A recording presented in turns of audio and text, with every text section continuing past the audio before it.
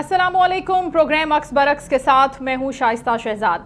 2 बार मुसलसल नजरअंदाज होने के बाद बानी तहरीक इंसाफ इमरान खान ने आइंदा हफ्ते army chief general Asim Munir को एक और खुला खत लिखने का ऐलान कर दिया और साथ ही इमरान खान ने आज गैर रस्मी गुफ्तगू में आर्मी चीफ के नाम खत लिखने की वजूहात भी बताई हैं। सहाफियों से गुफ्तगू में इमरान खान का कहना था कि आर्मी चीफ को 2 खत इसलिए भेजे कि जो भी जमहूरी रास्ते थे वो सब खत्म कर दिए गए। उन्होंने कहा कि ये पार्लियामेंट फंक्शनल नहीं, ये फ्रॉड पार्लियामेंट है। साथ ही बानी पीटीआई ने चीफ जस्टिस से कानून और इंसाफ के साथ खड़े होने की उम्मीद भी जाहिर की और कहा कि चीफ जस्टिस याहिया अफरीदी को कहना चाहता हूं कि कौम आपकी तरफ देख रही है। पहले खत पर तो सिक्योरिटी जराये की जानिब से मौक़िफ़ सामने आया, लेकिन दूसरे खत पर ताहाल कोई सिक्योरिटी जराये की जानिब से बयान ही सामने नहीं आया। आज बानी पीटीआई की बहन अलीमा खान ने अडयाला जेल रावलपिंडी के बाहर मीडिया से गुफ्तगू में कहा कि ओवरसीज पाकिस्तानियों को बानी ने पैगाम दिया है कि तरसिलाते जर इन चोरों को ना भेजें। बानी ने कहा कि एस्टैब्लिशमेंट खुद इन्हें नवाज शरीफ और जरदारी ही करप्शन की फाइलें देती रही। जब एक तरफ सिक्योरिटी हुकाम की तरफ से इमरान खान के खतूत पर खामोशी है तो दूसरी जानिब वहीं हुकूमती रहनुमा इमरान खान के खत लिखने के अमल को एनआरओ हासिल करने की कोशिश करार दे रहे हैं। सेनेटर और रहनुमा नून लीग तलाल चौधरी ने इमरान खान पर तनकीद करते हुए कहा है कि बानी के खत से तासुर ये पैदा हुआ कि सजाओं की वजह एस्टैब्लिशमेंट है। तलाल चौधरी कहते हैं कि बानी पीटीआई का आर्मी चीफ को लिखा गया खत बदनीयती पर मबनी है। खत का मकसद ये तासुर पैदा करना है कि मेरी सजाओं की वजह एस्टैब्लिशमेंट है। ऑपोजिशन अलायंस समेत दीगर सियासी खबरों पर आज के प्रोग्राम में हम गुफ्तगू भी करेंगे और मुअज़्ज़ज़ मेहमानों को वेलकम भी कहते हैं। इस वक्त हमें ज्वाइन किया है फिरदौस शमीम नकवी साहब, पाकिस्तान तहरीक इंसाफ के सीनियर रहनुमा। पाकिस्तान पीपल्स पार्टी से मिर्जा इख्तियार बेग साहब हमारे साथ होंगे, उन दोनों को हम वेलकम करते हैं। अस्सलाम वालेकुम सर। वालेकुम सलाम जी। बहुत शुक्रिया मिर्जा साहब आपके वक्त का। फिरदौस शमीम नकवी साहब हमें ज्वाइन कर चुके हैं। फिरदौस साहब आपको आवाज आ रही है? ठीक है मिर्जा साहब, आपसे हम प्रोग्राम का आगाज करना चाहते हैं।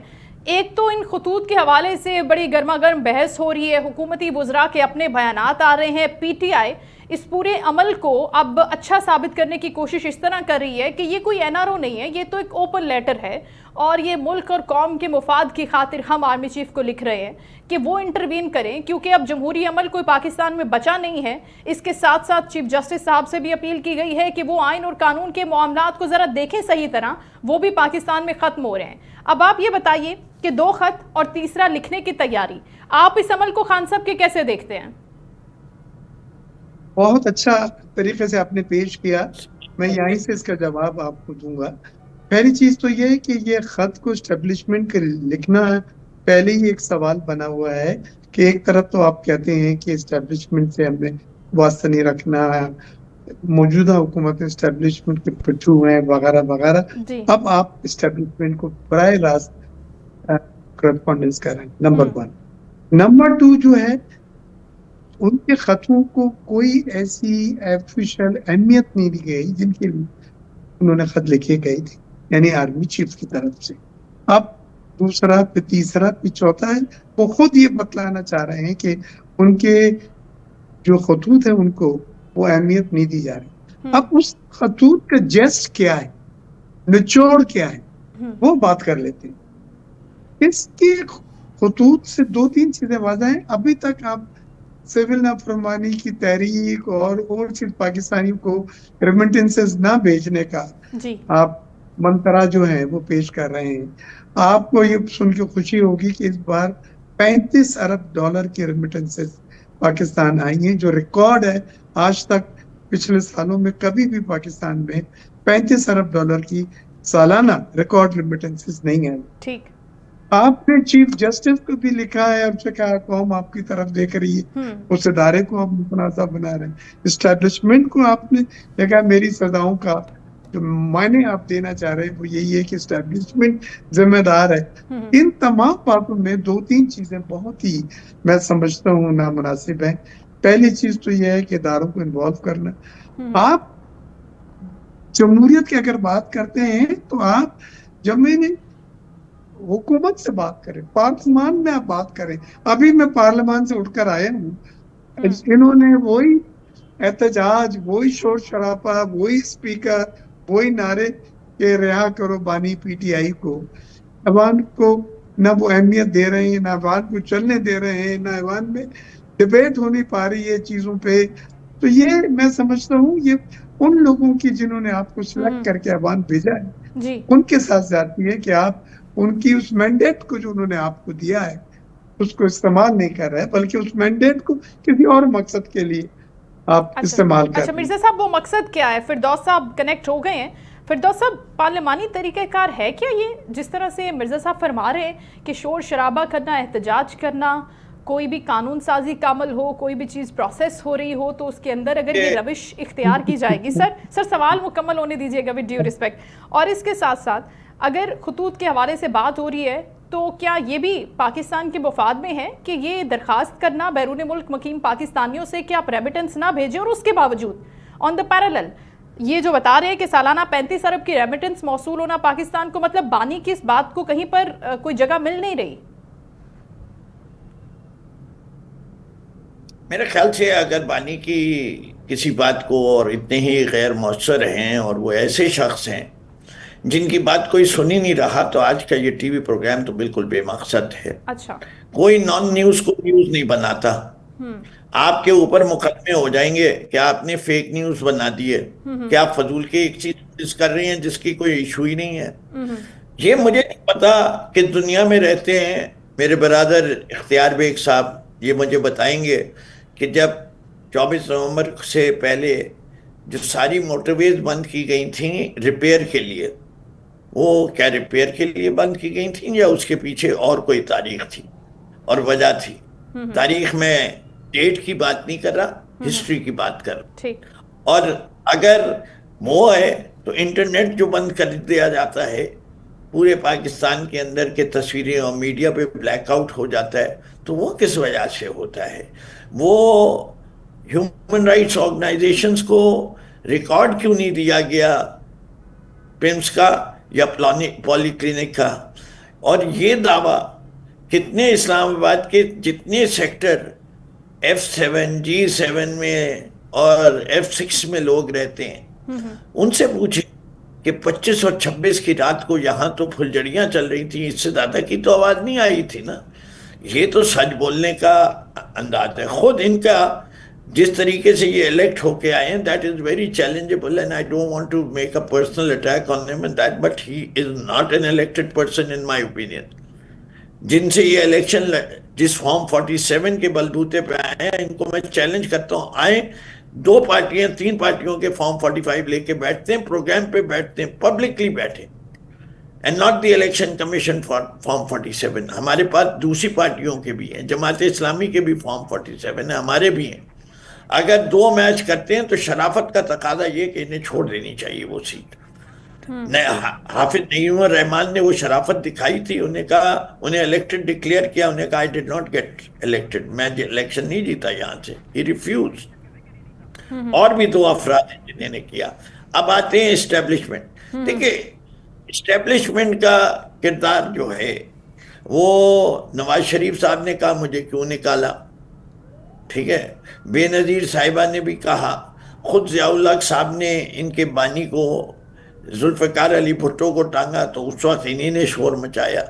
تو یہ کہنا کہ اسٹیبلشمنٹ کا پاکستان میں کردار نہیں ہے اور اسٹیبلشمنٹ سے مراد فوجی جرنیل ہے، یہ فوج نہیں ہے. فوج کے وہ جرنیل ہیں جو 90 دن کا وعدہ کر کے آتے ہیں اور 10 سال حکومت کرتے ہیں. اب تو قانون سازی ڈیفرنٹ ہو گئی ہے نا نقوی صاحب ان کے حوالے سے بھی. جی نہیں انہیں نے دیکھیے وہ تو بڑے اچھا طریقہ ہے. قانون سازی کچھ بھی ہو، جس کی لاٹھی اس کی بھینس کا قانون چل رہا ہے تو لاٹھی ان کے پاس ہے and they rolling through the barrel of the gun. انہیں نے سب سروینٹ بنا دیا ہے تمام پولیٹیشنز کو.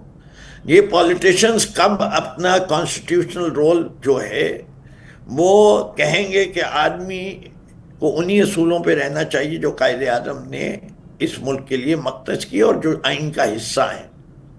دیکھیں آئین کی کتنی خلاف ورزیاں ہوئی ہیں ان پچھلے 2.5-3 سال میں، اس کی مثالیں تو ایک طرف سے شروع ہو سکتا ہوں. 90 دن میں الیکشن نہیں ہونا، سینسس کا اپروو کرنا without the constitutional body approving it, اس کی بیسس پہ ڈیلیمیٹیشن ہونا، نیشنل الیکشن ڈیلے کرنا اس کی بنیاد پہ، اور اس کے بعد لیول پلینگ فیلڈ نہیں دینا، ساری جماعتوں کو ایک جیسا سلوک نہیں ہونا, پی ٹی آئی کو نہ سمبل تھا, نہ جلسہ کرنے دیا, نہ اس کا کارنر گلا تو میٹنگ سر کی. اس کا گلا تو پی ایم ایل این بھی کرتی ہے 2018 کے الیکشن کے حوالے سے. نہیں سر, نہیں, ایسی میں دیکھیں آپ یہ ساری چیزیں میڈیا ہر دفعہ کہہ کے خاموش کرنے کی کرتے ہیں. دیکھیں جس حد تک گئی ہے نا, ایک ہوتی ہے کہ چوری کی, کسی نے چونی کی چوری کر لی, ہاں چوری ہے, پرنسپل صحیح ہے, اور کسی نے خربوں کی چوری کر لی. آپ کہیں چوری تو آپ کے زمانے بھی ہوئی تھی, چونی کی ہوئی تھی, مان لیا جی ہم نے بہت بڑا گناہ کیا, چونی کے لحاظ سے ہمیں سزا دے دیں,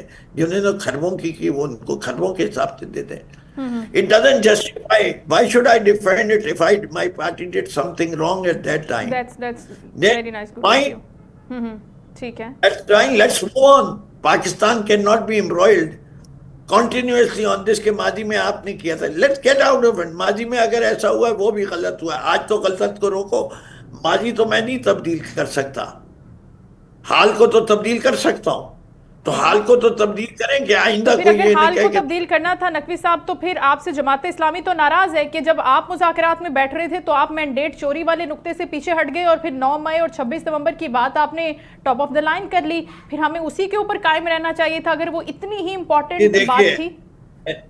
very simple, Jamaat Islami will not dictate our narrative. ہم اپنے انڈیپینڈنٹ پارٹی ہیں, ان کو ہم نے کہا تھا آئیے الائنس میں, آئیے الائنس میں آتے بات کرتے. انہوں نے کہا کہ ہم الائنس میں نہیں, ہم آپ کے آبجیکٹیو سے ایگری کرتے ہیں, ٹھیک ہے, لیکن ہم اپنے انڈیپینڈنٹ راستہ لیں گے. پی ٹی آئی نے یہ پری کنڈیشنز تھی ٹاکس کی کہ سب سے بڑا ایشو کیا ہے. 9 مئی سارے الزامات 9 مئی سے. بھائی یہ جماعت کب سے بنی ہے؟ 1996 سے بنی ہے. 9 مئی 2022 کی بات کر رہے ہیں آپ. ٹھیک, آپ ایک پارٹی کی تاریخ میں دکھا دیجئے کہ جی ایک پارٹی وائلنس پریچ کر رہی ہے, ایک پارٹی جو ہے اس کے جی ٹیررسٹ کیمپس بنے ہوئے ہیں, ہمیں دہشت گرد کہا جا رہا ہے. یہ اختیار بیگ صاحب مجھے کتنے عرصے سے جانتے ہیں, مجھ پہ 11 دہشت گردی کے مقدمے ہیں. کہتے میں دہشت گرد آدمی, کہیں ان سے کہ کہیں اس اوپن پروگرام میں کہ گواہی دیں یہ کہ یہ فردوس نقوی کو جس کو جانتے ہیں یہ اتنے سالوں سے کہ وہ دہشت گرد ہے. اور تقریباً جتنے ہی رہنما نقوی صاحب آپ سمیت جتنے بھی رہنما پی ٹی آئی کے ہیں جن پر مقدمات کا اندراج ہوا ہے, میرا نہیں خیال کہ کوئی ان کو اوپنلی اس طرح سے ڈکلیئر کر سکتا ہے. مرزا صاحب کی طرف ہی چل لیتے ہیں. مرزا صاحب بتائیے گا, آپ اگری کرتے ہیں فردوس صاحب کی اس بات سے؟ دیکھیں ہمارے یہاں جو سیاست ہے وہ انتقامی سیاست تو ہے, اس میں کوئی انکار نہیں ہے, میں کالے کو سفید نہیں کہہ سکتا, لیکن مجھے نہیں پتا کس قسم کے اور کیا الزامات لگائے گئے ہیں. لیکن فردوس صاحب ایک پڑھے لکھے اچھے خاندان کی شخصیت ہیں, اور میرا سوشل سرکل میں انہیں دیکھتا ہوں تو مجھے تو اس میں ایسے کوئی دہشت گردی وغیرہ نہیں نظر آئی. لیکن مجھے نہیں پتا کہ کس قسم کے کیسز ہیں, کیا نوعیت کی گاڑی کے آگ لگانے کا کیس ہے, پولیس والے سے اس کی بندوق چھیننے کا کیس ہے, اس کی وردی اتروا کے خود پہننے کا کیس ہے. ہاں, کہ مجھے یہ لگ رہا ہے کہ آپ کا پروگرام جو بنایا گیا ہے شائستہ, یہ الیکشن کے دوسرے دن ہم بیٹھ کے کوئی پروگرام کر رہے ہیں. ہمیں تو بتلایا گیا تھا کہ آج کے پروگرام میں یہ عمران صاحب کے لیٹر اور عمران صاحب کے مذاکرات اور کوئی مسئلہ نہیں. اچھا مرزا صاحب, آپ سے یہی سوال ہوا ہے, وہ تو گفتگو فردوس صاحب نے کی اور انہوں نے سوال پوچھا تو میں آپ کی طرف وہ سوال لے کر آ گئی, لیکن معاملہ وہی ڈسکس ہو رہا ہے. ڈونٹ یو وری, ہم خطوط کے حوالے سے بات کریں, مذاکراتی پروسیس کے حوالے سے بات کریں, اور خان صاحب نے بھی سیم یہی بات کی تھی اپنے خطوط میں کہ جتنے بھی رہنما ہیں پارٹی کے رہنما جن پر اندراج ہو رہا ہے مقدمات کا, کیا وہ دہشت گرد ہیں, کس کیپیسٹی میں ان کے اوپر مقدمات کا اندراج کیا جا رہا ہے, یہ سوال انہوں نے اٹھایا تھا. سر دیکھیں ایک منٹ, آج یہ آئی ایم ایف کا جو ڈیلیگیشن جو پرسوں اناؤنسمنٹ ہوا ہے, کل وہ پہنچ بھی گیا ہے, وہ کس چیز کی ریسرچ کرنے آیا ہے, کیوں کرنے آیا ہے؟ عمران خان کے کہنے پہ آیا ہے یا باقی جماعتیں بھی کہہ رہی ہیں؟ مولانا فضل الرحمان نے کب سے عمران خان کی شاگردی قبول کر لی ہے, وہ بھی کہہ رہے ہیں کہ الیکشن صحیح نہیں ہوا اور اس ملک کے اندر ظلم ہو رہا ہے. جماعت اسلامی بھی کہہ رہی ہے. تو اس کے مطلب یہ تو خرابی ہے, کچھ تو خرابی ہے.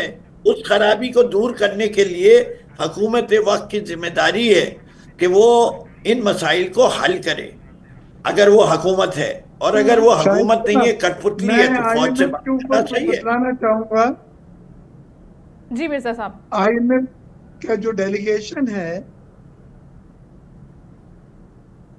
ہیلو جی جی مرزا صاحب ہم سن رہے ہیں آپ کی بات.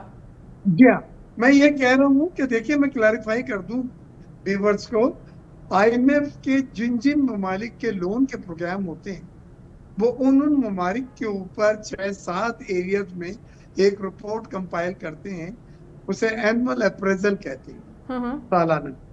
اچھا, یہ جو ٹیم آئی ہے یہ state bank, F B R, security exchange commission, judicial commission میں گڈ گورننس یا بیڈ گورننس, کرپشن اور دوسرے طرح کی آڈٹ کے سنگین قسم کی ٹرانزیکشن اگر ہیں تو یہ اس پہ ایک رپورٹ بنا کے یہ پیش کرتے ہیں.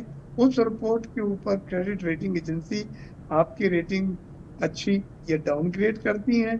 اس رپورٹ کے اوپر آپ کا سیکنڈ ریویو جو ہے اس پہ بھی ہوتا ہے, لیکن جو second review I M F والے آئیں گے وہ ان ہدایت کو دیکھنے آئیں گے جو آئی ایم ایف سے آپ نے ایگری کیے اور وہ اچیو کیے کہ نہیں کیے. تو دونوں چیزوں کو آپ مکس نہ کریں. یہ ایک ملک کے اینول اپریزل بنتے ہیں کرپشن, گورننس اور جو اکاؤنٹیبلٹی ہے اس میں. آج کل کیونکہ عدلیہ کے اوپر باتیں ہو رہی ہیں, 26 امنڈمنٹ کے اوپر باتیں ہو رہی ہیں, لہذا انہوں نے ایک رپورٹ اس کے اوپر بھی. مجھے تو خوشی ہے کہ ہمارے ملک کی وہ باتیں ہمیں پتہ چلیں گی جو کبھی کبھی ہم بولنے کی ہمت نہیں رکھتے ہیں, جو آڈیٹڈ جرنل رپورٹ میں پیش کرتے ہیں اس میں عمل درآمد نہیں ہوتا. تو اچھا پبلک اکاؤنٹ کمیٹی کو مٹیریل ملے گا ان چیزوں کا جو ملک کے مفاد میں ہیں اور ہمیں پیش نہیں کیے گئی, لیکن اس کو آئی ایم ایف کے لون سے لنک نہ کریں. آئی ایم ایف کے لون کے جو دوسرا جائزہ ہے جو مارچ میں ہوگا اس کا کام ہے ہدایت کو دیکھنا کہ جو ٹارگیٹس ایگری کیے تھے وہ کس حد تک پورے ہوئے یا نہیں ہوئے, بالکل, اور اب اس کے نتیجے میں کیا کیا جائے, کیا منی بجٹ آئے, کیا اضافی ٹیکسز لگائیں, کیا ایگریکلچر کے اوپر ٹیکس بڑھایا جائے, مطلب کہ اب جب یہ جو ایک مشن ہے اس کے بعد دوبارہ تھوڑی سختیاں جو ہیں وہ عوام پر آ سکتی ہیں اس مشن کے بعد اگر وہ جائزہ لیتا ہے ان تمام تر معاملات کا جس کا ذکر مرزا صاحب کر رہے ہیں. فردوس صاحب ہم بات کر رہے تھے خطوط کے حوالے سے, اس سے پہلے جو 2 خطوط لکھے خان صاحب نے اوپن لیٹر, ان کے اوپر تو کہیں سے کوئی رسپانس آیا نہیں ہے. اب علیمہ خان صاحبہ فرما رہی ہیں کہ تیسرا خط لکھنے کی نوبت بھی اسی لیے پیش آئی. آپ کیا سمجھتے ہیں کہ اب خان صاحب کیا چاہتے ہیں, کیا ریزلٹس چاہتے ہیں وہ اپنے خط لکھنے کے اس پروسیس سے؟ دیکھیں ایک چیز واضح رہے کہ عمران خان صاحب جو ہے وہ اس ملک کی تاریخ میں اپنے آپ کو from a politician to a statesman کے لیول پہ لے آئے ہیں. وہ انٹرنڈ بھی ہیں اور ان کی پاپولیرٹی کوئی بھی سروے دیکھ لیں جو پچھلے 2 سال میں ہوا ہے, اس سے کہ مرزا صاحب جو ہیں ایک پڑھے لکھے انسان ہیں, سرویز پہ یقین بھی رکھتے ہیں. He is undoubtedly the most popular leader in this country, all surveys, چاہے وہ پلس نے کرایا ہو, چاہے گیلپ نے کرایا ہو, چاہے سوال الٹے طریقے سے پوچھے گئے ہوں یا سیدھے طریقے سے پوچھے گئے ہیں, اس سے کہ اس میں سروے کرنے والا جو ہے کافی سارے کمالات دکھا سکتا ہے. لیکن ارسپیکٹو ریزلٹ یہ ہے, اب وہ شخص جو ہے اس نے فیصلہ کیا ہوا ہے کہ جس طریقے سے وہ اپنے وی لاگ کے ذریعے اپنی قوم کو شعور دے رہے تھے, اب وہ قوم کو سمجھا رہے ہیں کہ دیکھو اس ملک میں مسائل کیا ہو گئے اور کس کی وجہ سے پیدا ہو. اچھا, اور انہی نے وہ سوال انہی کی طرف رکھ دیا جو بنیادی طور پہ ہڈن ہینڈ ہے, جو کھل کے سامنے آتے ہوئے صاحب چھپتے بھی نہیں اور سامنے آتے بھی نہیں والی صورت حال ہے. اور ہڈن ہینڈ کہا جاتا ہے, but hidden hand is very obvious. اس کو نام قوم دیتی ہے اسٹیبلشمنٹ, اس سے کہ ان کی کانپیں ٹانگتی ہیں سیدھے سیدھے بات کرنے کی, جس طرح میں نے کی. یہ اسٹیبلشمنٹ عام طور پہ بیوروکریسی کے لیے استعمال ہوتا تھا. پاکستان میں اب اس کا مطلب جو ہے وہ فوج کے جرنیل ہیں. And it's very unfortunately that they have been treating that Pakistan army as a country, not this country as an army. اور خان صاحب اسی چیز اور اس شعور کو قوم سے کو آگاہ کر رہے ہیں, اور وہ اپنی طرف سے تمام حجت تمام کر رہے ہیں کہ کل کوئی ان سے یہ نہ کہے کہ خان صاحب آپ نے تو اپروچ کیا ہوتا جنرل صاحبان کو, انہیں نے کوئی اس کو اپنی ناک کا مسئلہ نہیں بنایا, کوئی نہیں کہا کہ میں پاکستان کی سب سے بڑی سیاسی جماعت کا لیڈر ہوں, میں نہیں لکھوں گا یا مجھ سے بات کرنے. بات سب کو پتہ ہے کہ اس گھر کے اوپر چوکیدار نے قبضہ کر لیا ہے. چوکیدار کا کام گھر کی چوکیداری کرنا ہے, گھر پہ قبضہ کرنا نہیں ہے. قائد اعظم بڑی کلیئرلی بات کہہ چکے ہیں, سمجھا چکے ہیں قوم کو کہ the army shall work under the civilian government. Have you ever heard the kind of role Pakistan Army and privileges it enjoys when the Chief of Army Staff comes to a cabinet meeting? Look at even foreign dignitaries. وہ Wilson نے خط لکھا. Look at his packing order. Why was even the Chief of Army Staff mentioned? انہوں نے address کیا prime minister Asif Zardari اور تیسرا نام دیا چیف آف آرمی اسٹاف کا. کسی اور جمہوری ملک میں یہ ہوتا ہے؟ Pakistan today is less than a banana republic. کوئی چیز دیکھ لیں, اس کی ہیومن رائٹ ریکارڈ دیکھ لیں, دیکھیں ارشد شریف کی انکوائری نہیں ہوئی, آپ دیکھیے بلدیہ کی آگ, اس کی بھی نہیں کوئی رپورٹ, اور ملزمان ابھی بھی گھوم رہے ہیں, ایبسکانڈر ہیں, ان کو ہم پکڑ کے بھی نہیں لا سکتے, جبکہ دنیا میں اگر اس کو فالو اپ کیا جاتا تو سوال ہی نہیں پیدا ہوتا ہے کہ ان کو تھائی لینڈ کی پولیس یا ملیشیا کی پولیس پکڑ کے نہیں بھیجتی. تو سر یہ تو پھر حکومتی ترجیحات کا بھی تو معاملہ ہے نا. آج کی دنیا میں کوئی آدمی چھپ کے رہ نہیں سکتا, بہت مشکل کام ہے. بالکل with the kind of surveillance which is available today and techniques, یہ نہیں. ہم صرف یہ بتانا چاہ رہے ہیں کہ خان صاحب کا قاتل جس نے قاتلانہ حملہ کیا وہ قید میں, اس کا مقدمہ اور اس کی رپورٹ سامنے نہیں آتی. بھائی وہ نہیں, بیوی کے شوہر صدر پاکستان بن گئے, انہوں نے یونائٹڈ نیشن سے انکوائری کی, سامنے نہیں آئی. حمود الرحمان کمیشن کی رپورٹ سامنے نہیں آئی, میمو گیٹ کی سامنے نہیں آئی. آپ جتنی کمیشن اور کتنی جوڈیشل انکوائری ویسٹڈ انٹرسٹ جو ہیں, لیکن پھر بھی ڈسپائٹ آل آف دس سر, پھر بھی ویسے سیلیوٹ ہے کہ آپ جب کمیشن بنانے کی بات کرتے ہیں, جوڈیشل انکوائری کی بات کرتے ہیں, تو پھر انہی سے امیدیں وابستہ کرتے ہیں, اسی سسٹم سے امیدیں وابستہ کرتے ہیں سر. نہیں نہیں نہیں, ایسا نہیں ہے. دیکھیں بات ساری یہ ہم بہت سارے آپ کے پاس مرزا صاحب کیا فرما رہے ہیں؟ میں جواب دیتا ہوں. جی سر آپ کمپلیٹ کر لیں.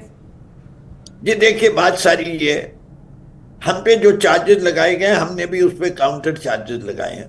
ہمارے بھی سوالات تھے, سی سی ٹی وی کی کیمراز کی فوٹیج اتنے شہروں میں کیسے غائب ہو گئی,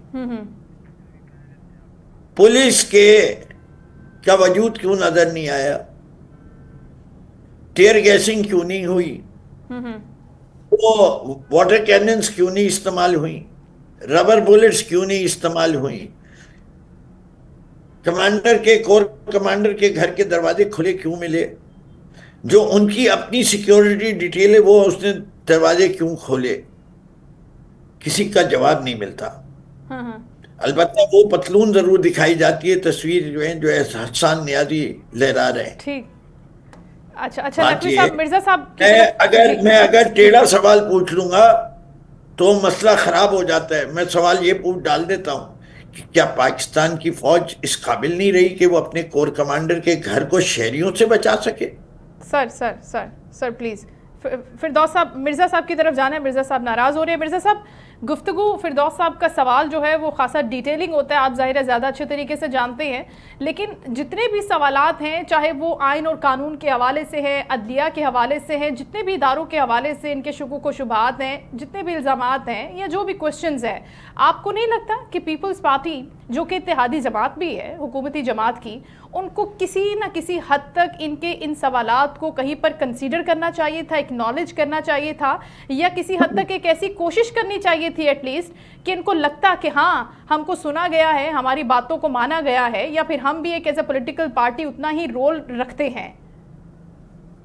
مجھے آپ ذرا سا بولنے دیں تاکہ میں یہ آپ کو جواب دے سکوں. پہلی چیز تو یہ ہے کہ P T I is a core issue مذاکرات کی حامی ہے ہی نہیں. وہ ٹیبل پہ بیٹھ کے بات کرنا کبھی نہیں چاہتے.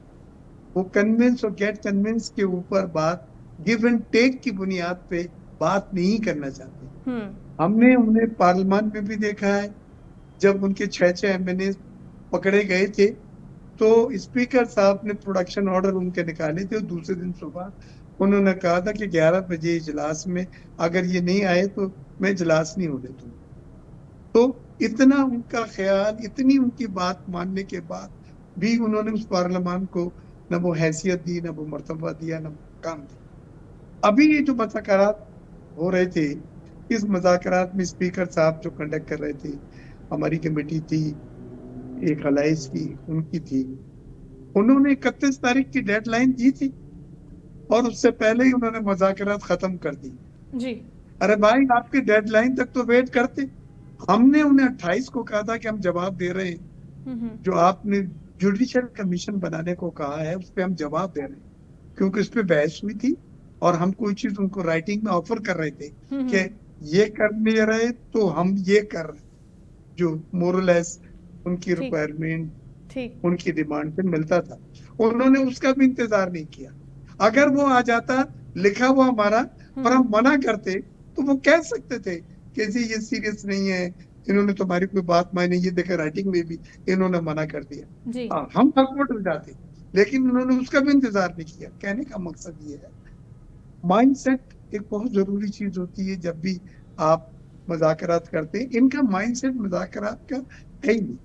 یہ بلیو کرتے ہیں ہر 2 منٹ کے بعد کہ جب سڑکوں پہ ایجیٹیشن ہوں گے, احتجاج ہوں گے, دھرنے ہوں گے, آج کال دے دی, سول نافرمانی کی کال دے دی, ریمیٹنسز روکنے کی کال دے دی, ہڑتال کی کورٹوں میں دے دی, چیف جسٹس صاحب کو. ارے بھائی, آپ جو پارلیمان ہے 100 کے نمبر بہت ہوتا ہے, آگے بیٹھے وہاں پہ اس کو استعمال کریں آپ پارلیمان میں. لیکن پارلیمنٹ میں ابھی میں وہاں سے آیا, دیکھ لیں کوئی ایوان کو نہیں چلنے دیا جا رہا. احتجاج, شور شرابہ, اسپیکر کے پھاڑنا جھنڈے کو اچھال کے سب. لیکن یہ آپ مینڈیٹ جو آپ کو دیا گیا ہے یہ اس کی توہین, آپ اس مینڈیٹ کو پورا نہیں کر رہے جس کی بنیاد پہ آپ وہاں آئے ہیں ایوان میں, تو ایک معتبر ایوان میں. تو انہیں پہلے مائنڈ سیٹ رکھنا ہے کہ جی ہم مذاکرات گیو اینڈ ٹیک کنونس کی بنیاد پہ شروع کرتے ہیں, اور اگر یہ مذاکرات کامیاب نہیں ہوتے تو ہمیں کم از کم یہ کہنے کو ملے گا کہ ہم نے دروازے کھول کے ہم ان کے ساتھ بیٹھے تھے. دروازے بند کر کے کبھی بھی آپ کچھ نہیں حاصل کر سکتے, اور گیو اینڈ ٹیک کرنا پڑے گا. یہ نہیں کہ آپ نے ایک لسٹ دے دی 4 مطالبوں کی, یہ 4 ہو جائیں, 4 کبھی نہیں ہوتے. اس میں گیو اینڈ ٹیک ہوتا ہے, اس میں 2 مانے ہیں, یہ 1 نہیں مانے, یا 1 مان لیے 2 نہیں مانے, یہ طریقے ہوتے. اس کے لیے موقع دینا چاہیے. اور آپ یقین کریں, میں قومی اسمبلی میں آتا جاتا ہے اسپیکر صاحب کے روم میں, ان کے چیمبر میں, جو میں نے ماحول دیکھا اسپیکر صاحب کا, وہ نہایت ہی کوآپریٹو اور منصفانہ, اور وہ بہت ہی ٹھنڈے دماغ کے آدمی ہیں. وہ چاہتے ہیں کہ کسی طرح سے یہ اب تک 1 سال گزر چکا ہے, جس طرح سے ایوان چلا ہے مجھے پتا ہے. اب میں دہرانا نہیں چاہوں گا ان باتوں کو. آج کا عنوان آپ کو کچھ اور ہے, نہیں تو پتا چلے گا کہ الیکشن کے دوسرے دن یا تیسرے دن ہم بیٹھ کے کوئی پروگرام کر رہے ہیں. بہرحال اب بھی میری یہ رائے ہے کہ آپ خدا پارلیمنٹ کو اہمیت دیں, مذاکرات کو شروع کریں, اس کی کمیٹیوں کو توڑے نہیں, یہی راستہ ہے, اور اسپیکر صاحب کو موقع دیں کہ وہ اپنا کردار ادا کریں, اور لیٹر اسٹیبلشمنٹ کو جو لکھا ہے لکھیں. لیکن جو جمہوری قوتیں ہیں ان کو آپ آن بورڈ لیں. حکومت جس کی ہے وہ تو گیو اینڈ ٹیک کر سکتا ہے نا, वो इदारा तो नहीं कर सकेगा। अब मुझे जवाब देने दे, आप वो रिपीट कर रहे हैं अपने नकवी आप साहब, को। आपके जवाब की बारी है, पहले मुझे सवाल कर लेने दें।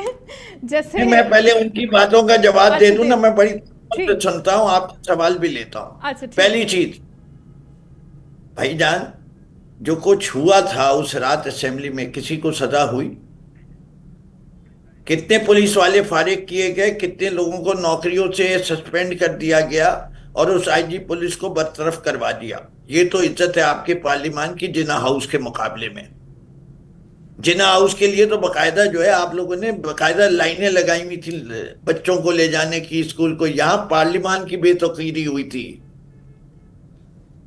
कुछ किया? 0/0। आपके चेयरमैन सेनेट ने इजाज चौधरी का 1.5 साल के बाद प्रोडक्शन ऑर्डर लिखा था। क्या किया पंजाब की पुलिस ने? 0/0। आपसे एक दरखास्त की गई थी कि हमें अपने बानी चेयरमैन के साथ प्राइवेसी में बात करने दें, without the presence of cameras in an open area. इसके बग्ड है। वादा किया था आपकी इस कमेटी ने, मुलाकात करवा सके? नहीं, 0/0। क्या बातें करते हैं? लोगों को गुमराह नहीं कीजिए। आपके पास ना कोई इख्तियार है ना इख्तियार है। आप सिर्फ जहां हुक्म मिलता है इंतजार कर रहे थे। 26वीं आईनी तरमीम के ड्राफ्ट को वो तक तो शेयर नहीं हो रहा था, वो बनी कहीं और रहा था।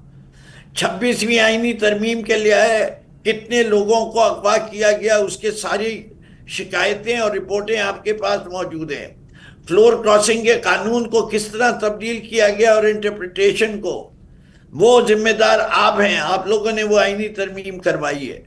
आपने हॉर्स ट्रेडिंग के रास्ते दोबारा खुलवा दिए जो आपने खुद बंद करवाए थे एज पीपल्स पार्टी। तो आप लोग क्या बात कर रहे हैं? क्यों कौम को गुमराह करते हैं? जो हकीकत है इस मुल्क के अंदर, जो कुछ सिंध हाउस में हुआ था, वो भी पाकिस्तान के अवाम जब से सोशल मीडिया आया है तब्दील हो चुके हैं। इनको जहालत में रखा जाता है, खासतौर पे जो आपका फ्यूडल कल्चर है और जो सरदारी निज़ाम है। आज इस सोशल मीडिया ने वीडियो ऑडियो दोनों के जरिए सुन तो सकते हैं ना पाकिस्तानी, पढ़ नहीं सकते, लिख नहीं सकते, सुन सकते हैं, देख सकते हैं।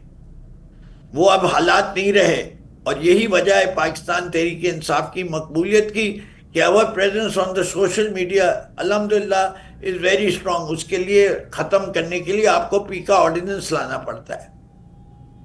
और इस मुल्क की आज़ादियाँ जो हैं, जो आइन गारंटी करता है, सबको पामाल कर दिया है। इसीलिए अरशद शरीफ भी होते हैं और इसीलिए इमरान रियाज खान भी मुल्क छोड़ के चले जाते हैं। हमारा सर जो है वो सरनगू हो जाना चाहिए ऐसे वाकयात के ऊपर, चाहे आप किसी साइड ऑफ द फेंस भी हो।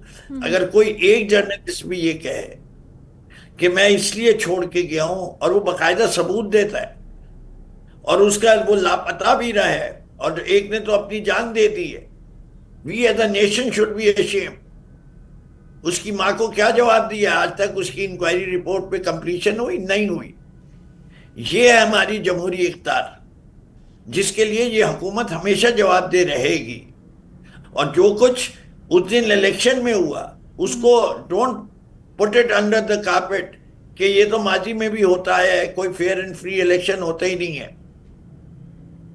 ऐसी धांधली पाकिस्तान की तारीख में फैफन ने रिपोर्ट देखी है, पढ़ लीजिएगा। इख्तियार बेग साहब, आपका भी जिक्र है उसमें। फैफन is not a PTI organisation. वो रिपोर्ट इलेक्शन के 2 दिन बाद नहीं आई थी, वो पिछले हफ्ते आई है।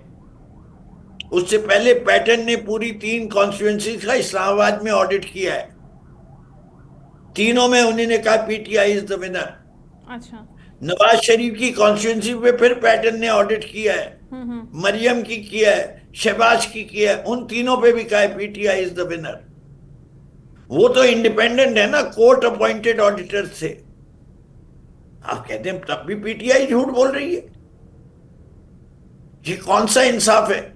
आज इलेक्शन कमीशन का 90 दिन के ट्राइब्यूनल्स के अंदर फैसले करने लाजिम है। जितने मुकदमात हुए उसके 8% का सिर्फ फैसला हुआ है।